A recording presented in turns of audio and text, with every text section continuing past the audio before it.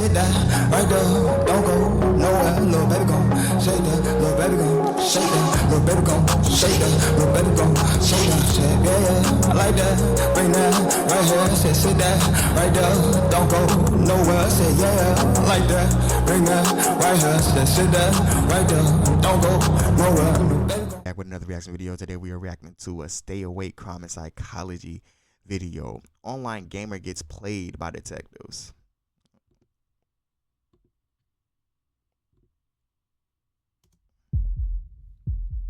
Ricky, your gamer tag is dark boot, isn't it? That's a great gamer tag. Yes, that's correct. What's a boot? The events of this video can best be described using just one word. You don't want to know. Shocking. But before we get down to the nitty-gritty, we need to know. start 9 years earlier.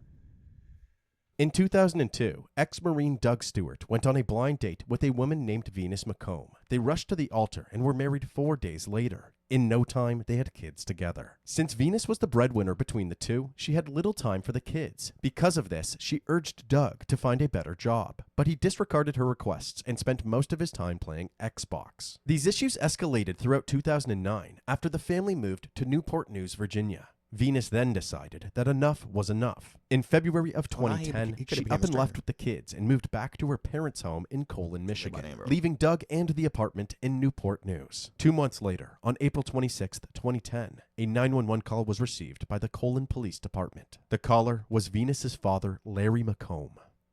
She's just not there? I mean, Yeah, is there a she's not vehicle here. missing or anything? The vehicle is here, her kids are here, and she is gone. Okay. Have you tried calling her or anything?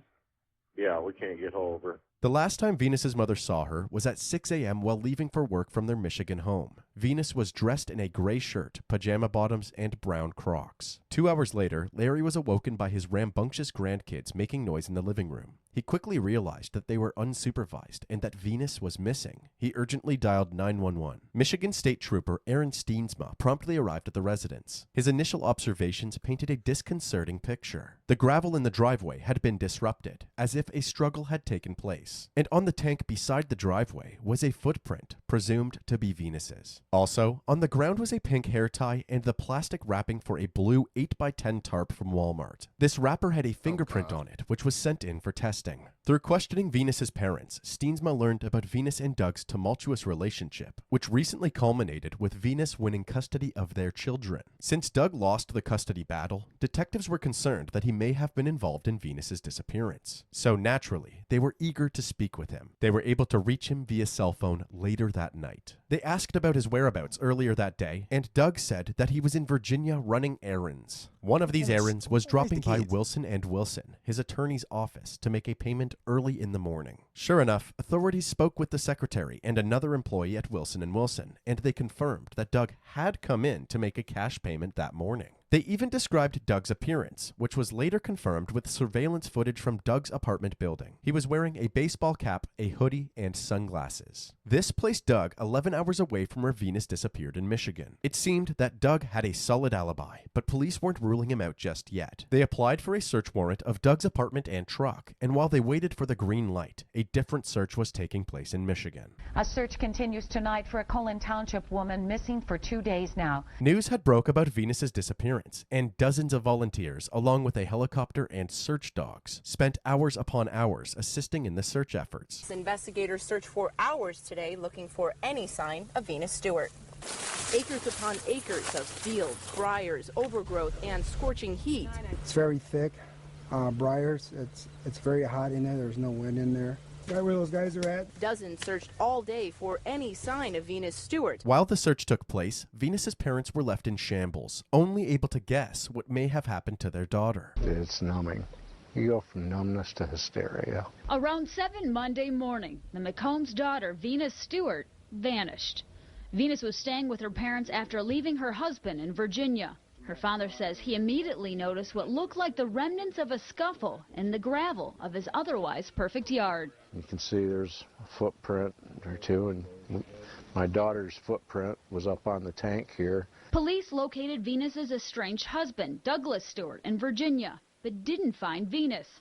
Missing for 3 days leaves her parents fearing the worst. So they figure he parked his car there, he snuck behind the wood pile and waited for her, and when she came out to put the mail in the mailbox, he grabbed her. She didn't make it to the house. She was the best mommy in the world. Now, while I think Lil Buddy did it, like I legitimately think he did it. Well, we gonna see it, but why would you immediately say he, and then why would the news be like, yeah, they look for her ex-husband? Like, why is the news immediately painting this nigga as the person who did it? Not to say that he did or didn't do it, but come on. World. And I know she would never leave on her own. There's no way she would ever leave on her own. Her parents were convinced that Doug was responsible for Venus's disappearance. The spotlight on Doug was coming from all angles, and to make things worse, the media even dug up this police report from 2008. 24-hour News 8 obtained court documents that detail the couple's tumultuous relationship. In 2008, Venus requested a personal protection order saying, quote, "I am scared to death. Every day I live in constant fear. I'm constantly looking over my shoulder, wondering when he will appear again." Oh, no, he did And it. 7 days after this discovery, a letter from Venus was found hidden in a drawer. Tensions mounting as a note left behind by Venus Stewart is discovered in her home. That paper containing disturbing details of abuse. Detailing allegations of molestation against Doug Stewart, Venus's estranged husband, involving one of their daughters.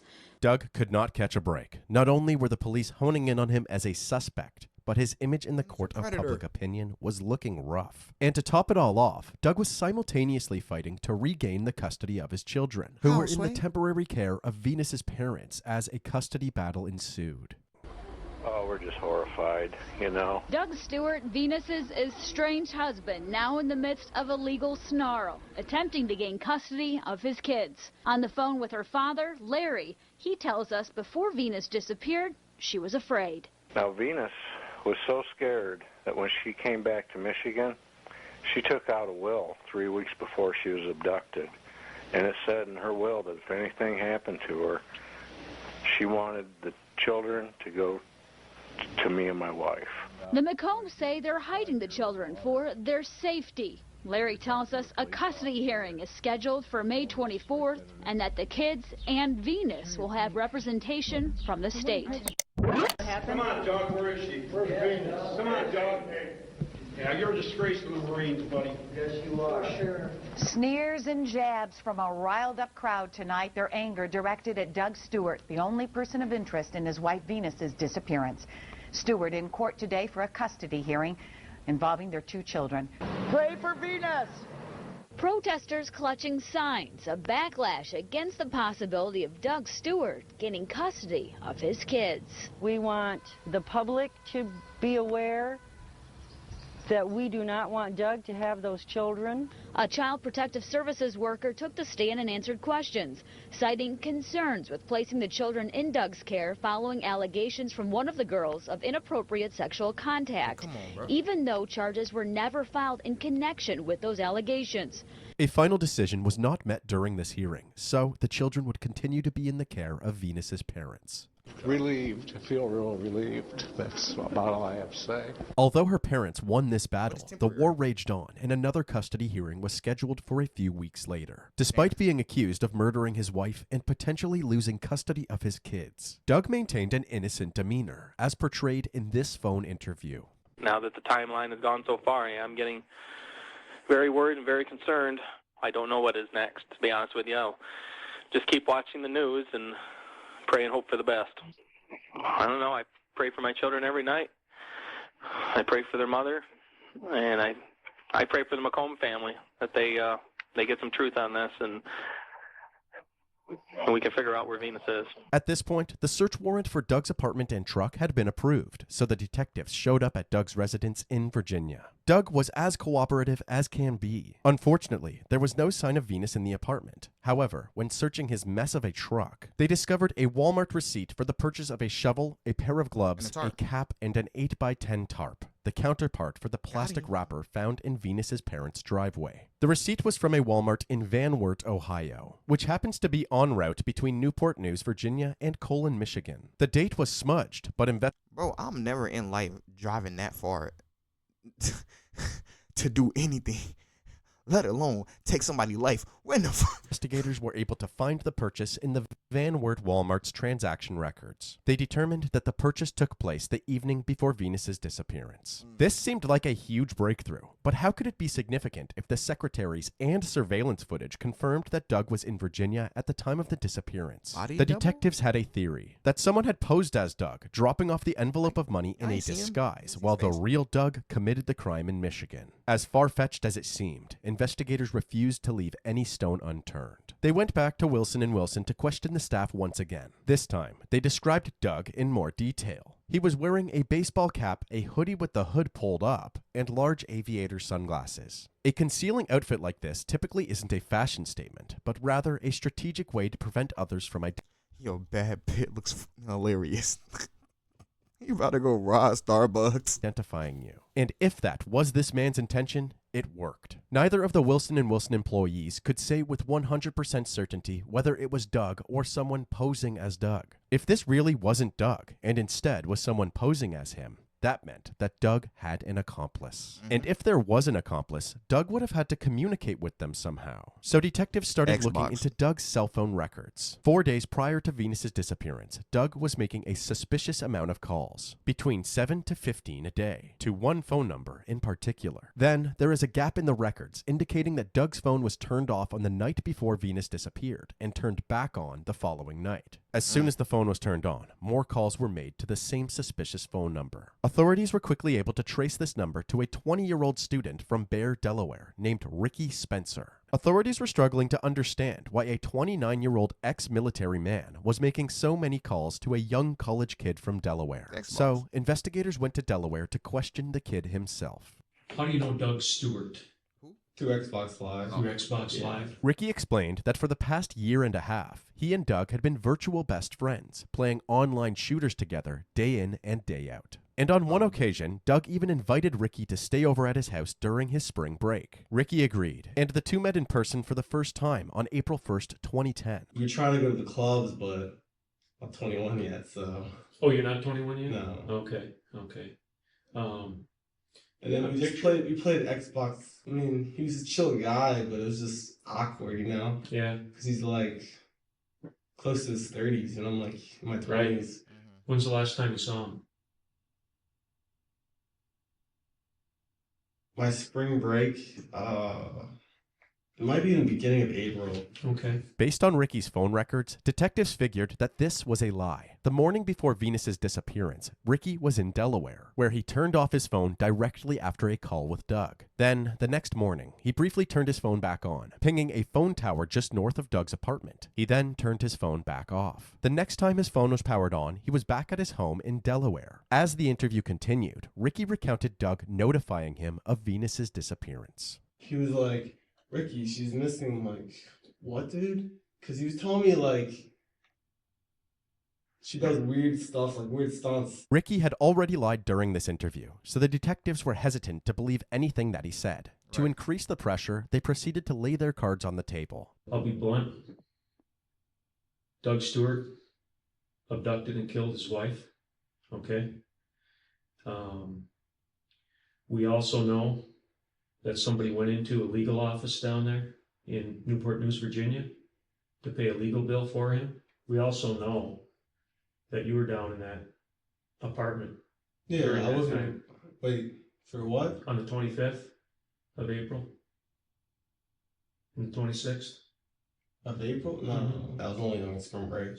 Ricky would not admit to being in Virginia at the time of the disappearance. He also made it clear that after learning the public details of the investigation, he had distanced himself from his virtual pal, Doug. I Googled his name again, and I saw some weird like, they found like a receipt or something from a different state, close to Michigan, and I was like, what the And at that point, I was like, I'm not talking to this guy. That's weird. The detectives played to Ricky's emotions, showing sympathy and support for him in the high-stress situation that he had found himself in. You're probably thinking, wow, am I going to get in trouble for this? What am I going to do? I didn't know any of this was going to happen.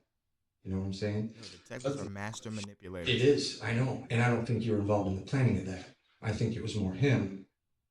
And you just kind of got caught up in something. You realized after the fact, whoa, this is way over my head. I don't want any part of doing this anymore. You got a couple sisters, right? Okay. What if this happened to your sister? You close with them? Yeah, I'm pretty close with them. What if somebody took your sister? Be upset. You'd be upset, wouldn't you? Yeah. This is what's going on with Venus' family. They're right now going, we need closure to this. We really do. You need to help us with that. Because you are part of this game now, but not our main concern whatsoever. And like Shane said, if we thought that you were a main player in this, do you really think we'd be dealing with you like this? Absolutely not. So my first question to you is, did he tell you he was going to kill her before this happened, before you went down there? What did he say? He didn't take care of business up in Michigan. What was the business he said he needed to take care of? Go see his wife. Okay. Did he say why? To hide her. To hide her? To get rid of her. Ricky finally opened up to the detectives and admitted everything. Doug was currently staying with his parents in Michigan for his ongoing custody battle. So following this interview, police tracked him down and arrested him outside of Thrasher's pit stop. Here in Fulton, where everyone seems to know everyone else, Doug Stewart's arrest has sent shockwaves through his small hometown, especially for those who have known Doug's family for years. Mike Ducat goes back 20 years with Doug Stewart's family and doesn't think Doug did it. He saw Doug's father just this morning. I imagine it's hard on him seeing this happen. But he's strong. He's a strong individual, and he'll get through this too. But Doug's parents are not sharing their feelings with our cameras. I'm sorry, you're trespassing. We've got it posted. Thank you for coming. We have no comment. All I heard happened was that he came into town and went over to the store to shop. And then the police swarmed him in the store and slapped the cuffs on him and dragged him away. There was no incident at all. You know, he was, like I said, very cooperative. Although Venus was still technically a missing person, police declared her dead and charged Doug with the first-degree murder of his wife. What'll happen will happen. You know, we can only hope that truth wins out. That's all we can hope for. It's easy to make accusations. It's tougher to prove them. Shortly after this arrest, about 50 people attended a vigil that was held for Venus. We come together to honor Venus and her family. Such a beautiful young woman, a mother, a daughter, a granddaughter, a sister, an aunt, a niece, a cousin, and a friend. With candles and heavy hearts. At a time like this, it's impossible to understand why, isn't it? I mean, you just can't understand why these things happen. Wearing purple and blue ribbons in honor of domestic and child abuse victims, friends and family of Venus Stewart joined together Sunday to pray for the missing mother of two and her family left behind. It just felt awesome that the community was here to support us and how much they loved and cared for us and our family. About 8 months later, in February of 2011, Doug's trial began. People of the state of Michigan versus Douglas Stewart. Even while facing life in prison, Doug remained cool, calm, and collected in the courtroom. The prosecution's opening statement outlined the abundance of evidence that they would present throughout the trial. They were certain that Doug had killed Venus, and were convinced that by the end of the trial, the jury would be confident as well. Douglas Stewart caused the death of Venus Stewart. Doug's defense team refuted this sentiment, saying that with no eyewitness placing Doug in Michigan, no body, and nothing else to prove that Venus was dead, the idea that Doug had killed her was merely speculation. Guesswork. If you think about anything in this case, I want you to think about the word guesswork. I believe at the end of this case, the prosecutor is going to ask you to guess. Once the opening statements wrapped up, the prosecution began by calling several key players to the stand, starting with Michigan State Police Trooper Aaron Steensma. Steensma described his first observations upon arriving at the scene and the distressed parents that awaited him. I pulled in the driveway and I was met by a female who was hysterical and crying. And what did you do next? She told me that he took her. Speaking of Venus's parents, they were next up to testify. The prosecution aimed to show the jury that they were caring and stable individuals who raised their daughter to be a good mother herself. Was it odd that your daughter would have left her children alone? It was more than odd. It was something that would not happen. Following Larry's testimony, prosecutors called a security guard from the Van Wert Walmart to help introduce the surveillance footage as evidence. In this footage, Doug can be seen casually walking around in his eye-catching Hawaiian shorts, buying the same items that were on the receipt. The Walmart employee who had helped Doug that day, a woman named Donna Stifler, was also called to the stand to describe her encounter. Most people weren't wearing shorts at that time. I said, "Welcome to Walmart, can I help you?" And the first thing I think he asked for was lime. Not this lime, this lime. yeah. Covering a body with lime is well known to aid decomposition while covering up the horrible stench. Unfortunately for Doug, Walmart wasn't selling the lime that he was looking for, so he groaned in disappointment and went on with his shopping, ending back up at Donna's cash register minutes later. Do you remember what that person bought? A tarp, shiny shovel, silver, duct tape, gloves. Do you see that person in the courtroom today? Yeah. Was that? Yes. Could you point him out and describe what he's wearing? I'm so nervous. It's there. What is he wearing? A white vest. This wasn't the only shady shopping that Doug did.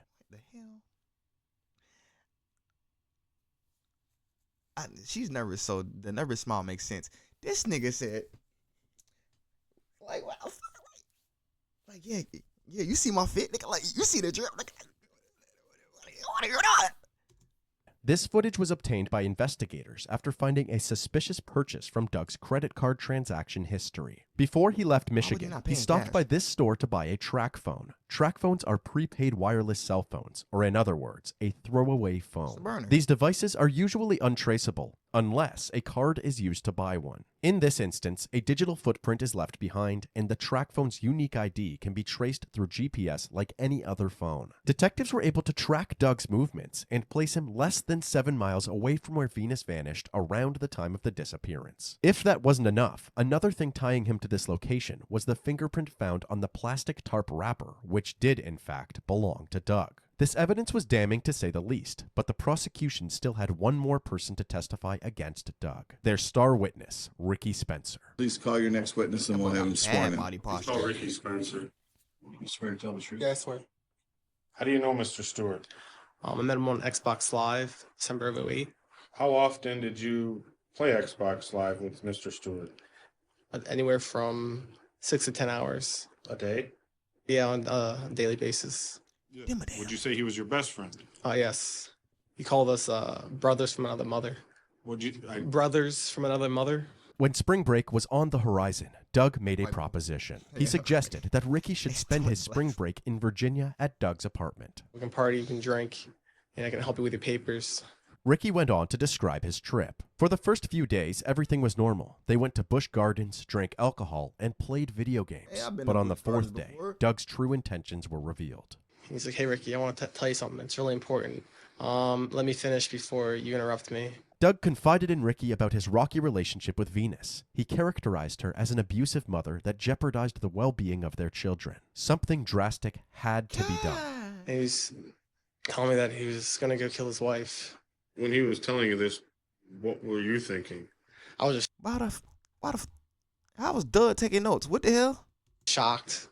I couldn't believe what I was hearing. Okay. He said, "This is where I want you to come in, Ricky. I want you to be my alibi.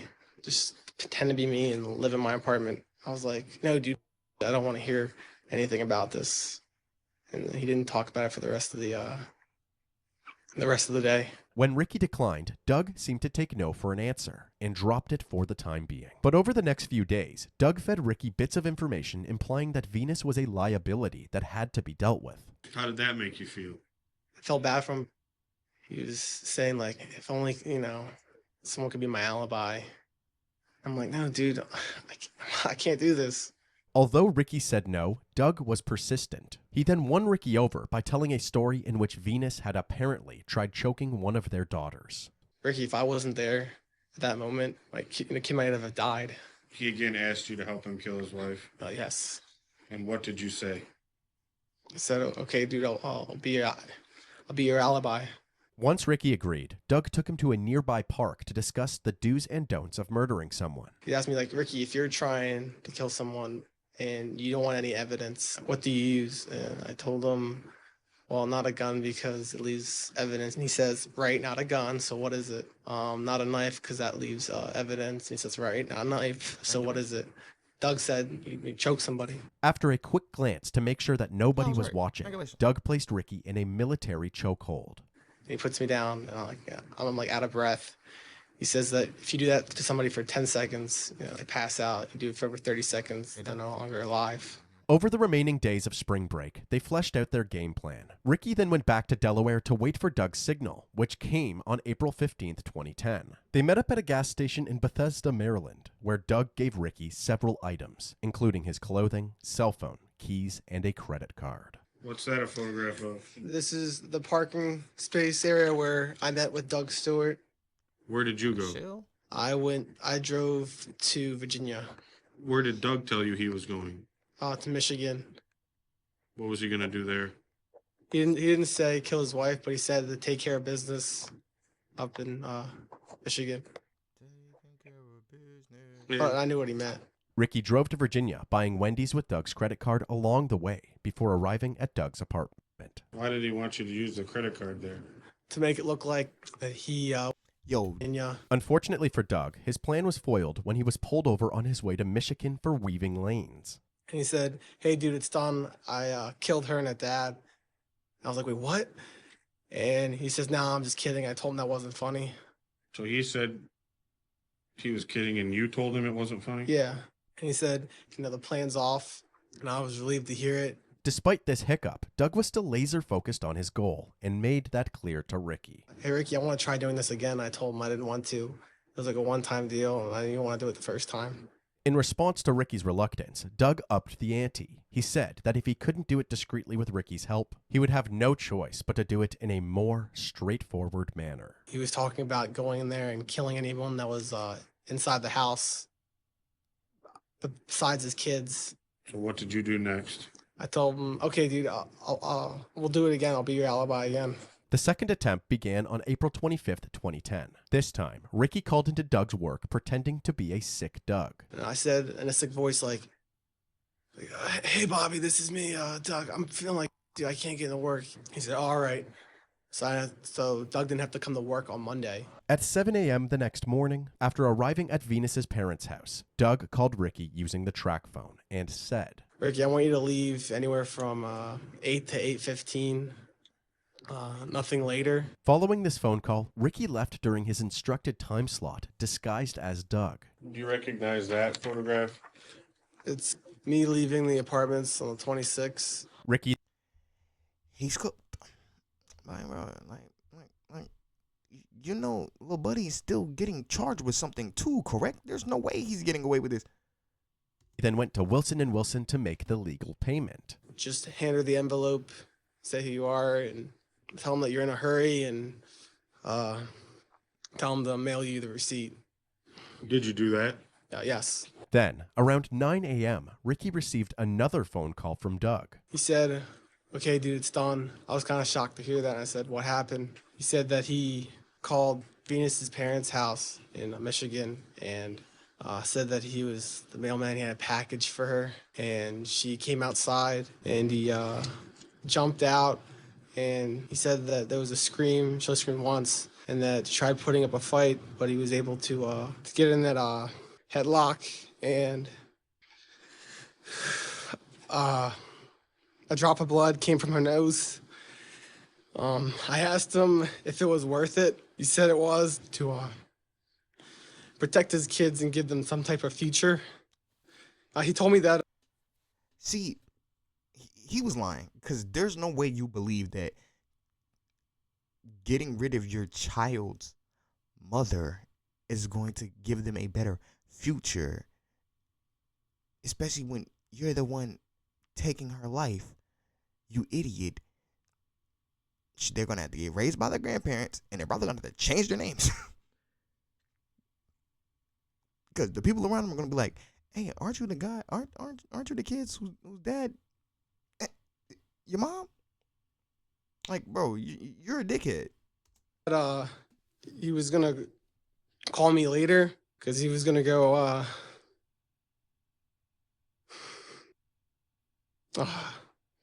Bury the body. To bury her. Following this phone call, Doug and Ricky met back up at their secret meeting spot in Bethesda, Maryland, where Ricky had a sudden and scary realization. I was asking him, "Hey, dude, are you gonna kill me?" And he said, "No." I said, "Good, because if you did, that would suck." And then he asked why did I ask that?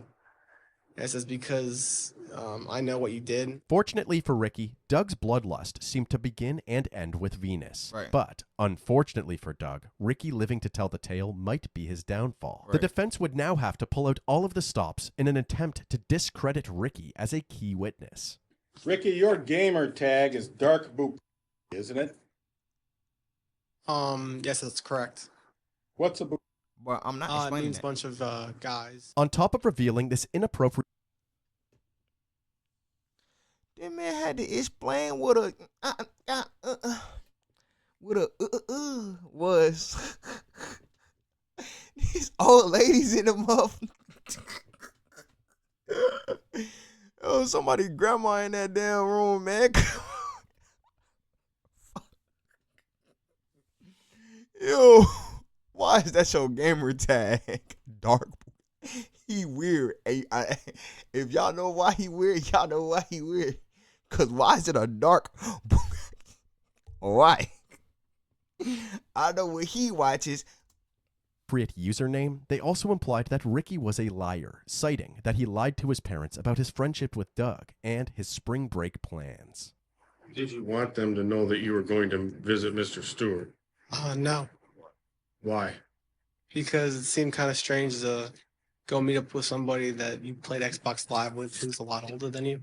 Basically, the defense wanted the jury to see how inconsistent Ricky really was. They hoped to plant the seed that Ricky was a perverted, compulsive liar who made up a story and now needed to save his own skin. To back up this claim, they also reminded the jury that Ricky only testified because he made a plea deal with the prosecution. This deal dropped his charge of conspiracy to commit murder to a lesser charge of conspiracy to commit manslaughter.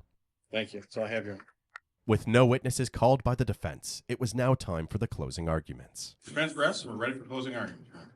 The prosecution felt that the evidence spoke for itself He's and the reiterated defense the attorney. main points Yeah, of their he's dummy case. uninterested. On the other hand, the defense claimed that the prosecution was lacking the right evidence to prove Doug killed Venus. They reminded the jury that without a body, there was, without question, reasonable doubt, and that Doug should be found not guilty. What evidence of that kind body's in this case do you have Just go find the body. to demonstrate to you that Venus Stewart is dead? They argued that if Doug was about to commit a murder, why would he walk around the Van Wert Walmart in high-key Hawaiian shorts, asking for assistance from Walmart employees? Is he trying to hide things? He's wearing Hawaiian shorts, asking people where things are. Does that sound like somebody who's going to use it in a crime? What evidence have they shown you that a shovel was used in the killing of Venus Stewart? It wasn't used to kill her, though. It was used to They haven't. bury the body. They've tried to make you think they have all this evidence, but they don't. And they haven't proved their case. And you have a duty to do, I just realized it's the battle of the big stomachs. and that's to find Doug Stewart Big not guilty. Following a hard-fought legal battle, it was time for jury deliberations. On the record, the People versus Stewart, the jurors indicated they've reached a verdict. On March 11th, 2011, after only 3 hours, the jury found Doug Stewart guilty of first-degree murder, premeditated Get murder, him. and conspiracy to commit first-degree premeditated murder. At his sentencing, Doug continued to maintain his innocence. Ain't no way.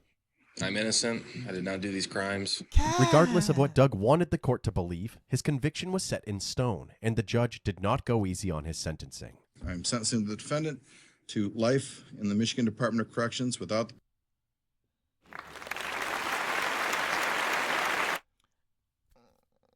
Good job. Like, bro, get him off. Get him out of here. possibility of parole. After receiving his sentence, he was escorted to the Saginaw Correctional Facility to serve his time. Ricky, who pled guilty to the lesser charge of conspiracy to commit manslaughter, was sentenced to 1 year in county jail. Authorities 1 say year, that's that he it? helped Doug Stewart kill his wife. This He was a afternoon, co-conspirator. Ricky Spencer was sentenced for his crime. Today's sentencing actually ended with one of Venus Stewart's family members yelling at Ricky Spencer as he walked out of the courtroom, asking Spencer if he would come help them search for Venus Stewart's body. Just gives you an idea of how emotional it was here in the courthouse all day. Ricky Spencer spoke actually before he was sentenced. He was choking back tears. He said that this is a nightmare that he can't wake up from. And Venus Stewart's mom, Teresa McComb, also spoke to the judge before Spencer was sentenced. Venus Stewart's family wanted him to get more time in jail than the prosecution's deal that they agreed to, which is no more than a year in county jail. Despite these sentences, there was still another chapter of this case that was unresolved. We're just going to keep looking. Because I know she's out there somewhere, buried. She can't even have no food. I just hope he would tell us, but I don't think he's going to give up that power. Not long after Doug's trial, the search for Venus's body was back in full swing. Going off of cell phone calls Doug Stewart made around the time his wife disappeared, searchers tell us they're focusing their efforts on this circle, a 5-mile radius in Kalamazoo County. But there's still a lot of land to cover, so they've been putting signs up in this area looking for help. But somebody has been taking them down a couple hours after we put them up. That's why we've been up there three weekends in a row. Why would somebody now take the posters down? We don't understand. We're very confused.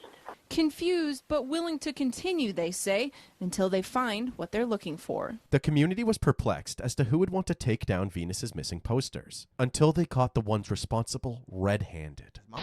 Why are you taking those down? Give them back to me. Give them back. I wanted to tell you, we saw Doug. He's doing great. Murdering? Is better in his life. Oh, in prison? It's just good for him, He's huh? really sorry about what's happening with the posters, and he hopes you find her. Oh, that was good. He did. He said he hopes you find her. And you know what? He said you should actually be putting the pressure on Ricky if you want to find anything. We went to Doug Stewart's parents' house to ask them what's going on. And for the first time, they broke their silence about the case, their son, and those signs. Sure, they put up nasty letters, so we took them all down. The Stewarts gave us some of the signs they admit they tore down.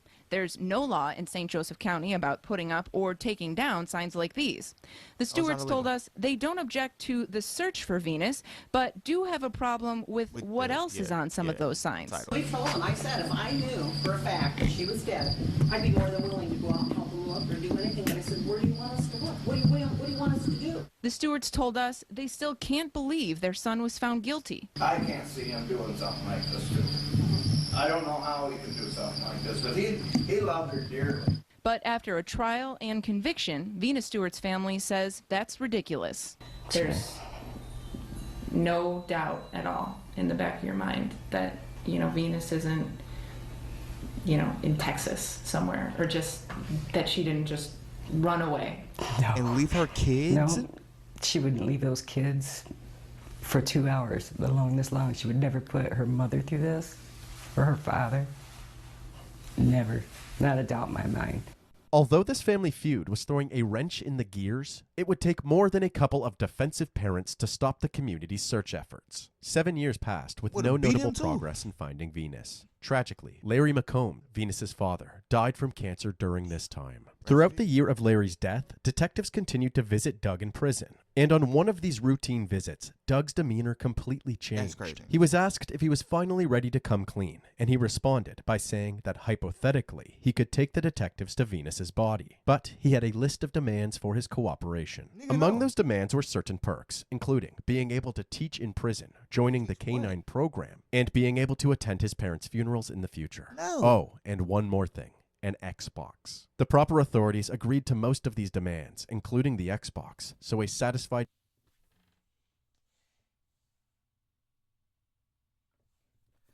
I get it. Do whatever you can to find the body. But, bro, as soon as he find the body, as soon as he help locate the body, bro, I'm taking away all of those privileges, bro. Like, deadass. What are we talking about? You the same nigga that was maintaining your innocence the whole time. You talking about some hypothetically if I could take it to the body. Like, bro. This nigga think this a game. Doug was now willing to cooperate. Doug led the authorities to the exact location of her body. He wrapped her up in a tarp and buried her in a wooded area just miles from her parents' home. It's deep in these woods where Doug Stewart says he buried his wife's body after murdering her 8 years ago. Why do you think right here? Because I put a bunch of fallen stumps right here. And that tree looks really cool. It's either there or there. Okay. He explains with little outward emotion how he picked this location to hide his wife's body. Doug Stewart led police down a 2-track about 20 miles southeast of Kalamazoo. It was 12 miles north of where Venus Stewart was last seen alive. Police later confirmed the remains are those of Venus Stewart. I mean, it's got to be right here. Yeah. Okay. It's got to be. While out in the field, Doug sat down for a news interview where he spared no details. This was single-handedly the worst thing that I could and will ever do in my entire life. I loved her. I couldn't handle it. It got to the point where I thought I was never going to see my children again. I just couldn't see another way out. I can't understand my mindset back then. It was almost like I was on a mission. I did lie in wait. She did come out. I did put her in a choke maneuver. She passed out. I sat there for minute, maybe two, staring at my best friend, passed out in my lap.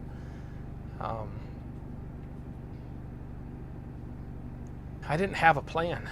Although Doug says he had no plan, he had already plotted her murder and found a plot of dirt in a very remote field to bury her body. Nigga said he was scared he wasn't gonna see his kids again. Gang, your kids not gonna want to see you after you take their mother's life. You dump. Oh my God. It's like, bro, I guess he trying to rationalize it, but bro, you just capping. It just sounds like cap to me because it's like, I cannot fathom you saying this dumb I did it for my kids.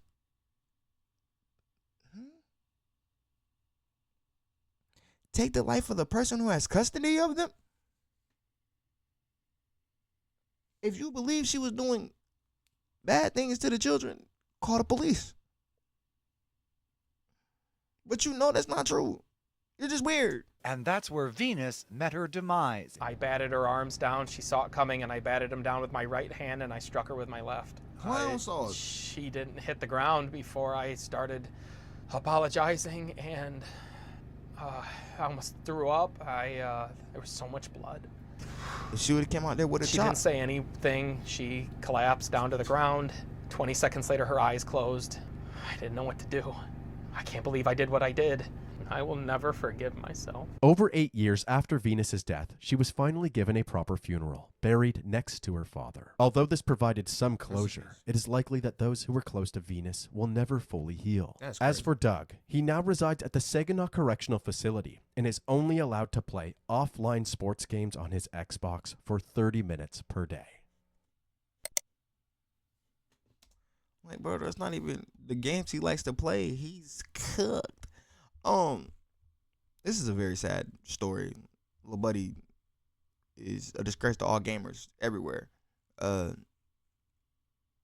the fact that it even says online gamer, it just in the title, it just tries to characterize gamers as like not bad people, but you know, I feel like it's bad apples everywhere. This guy is just crazy. I don't know if you can say PTSD. I don't know what he did in the military. I don't know what he had going on mentally, but yeah, he did not have any solutions. Like none of his thinking was solution based. None of it. All of the things he was doing were just going to create more problems later on. And if anything, not saying that you should go through with the plan, but you should have killed Ricky. Hello? He's the only one telling you everything. Hello? But man, good thing Ricky, you know, had a conscience and admitted his guilt and said, yeah, nah, he did this and that and this and that, and that got him convicted. The dude's defense was uninterested anyway, so I guess he had a feeling that nigga did it. I ain't gonna lie, like he just sounded like lethargic, like he was bored, like he didn't want to be there. That's the end of the video. Make sure you like, comment, subscribe, share your thoughts on the video in the comment section below. I'll catch y'all in the next one. Stay safe, y'all. I'm a cowboy, can't stop me, ayy, to live is to come. All this pain got me feeling accomplished. See, these games turn me into a monster. Ayy, I'm a cowboy, can't stop me, to live is to come. All this pain got me feeling accomplished. See, these games turn me into a monster. I'm a cowboy, can't stop, can't stop. Ayy, all that pain got me feeling jaded. Many to roll when to make it. Feel plugged into the matrix, but lagging out before the update. Drop back in, different time, same location.